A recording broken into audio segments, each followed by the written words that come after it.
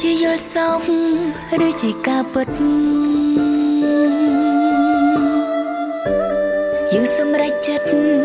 ដើរចូលរងការមកឲ្យអូនស្គាល់អ្វីជាស្នេហាទាំងនៅធ្លាប់គិតថាខ្លួនគ្មានថ្ងៃ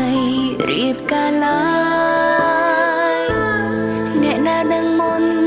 អាចមានថ្ងៃនេះថ្ងៃដ៏ពិសេស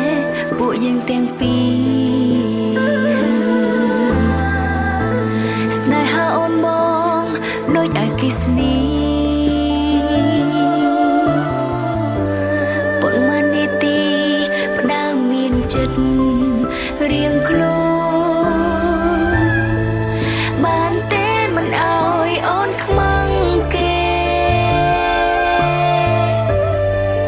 បានទេកុំអើយស្រីផ្សេងមើងងាយអូនបានទេធ្វើជាប៉ាល្អ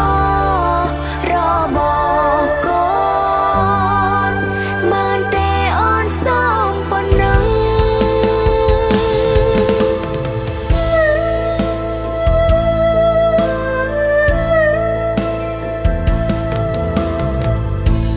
មិននៅថ្ងៃមុខมองប្រយ៉ាងម៉េច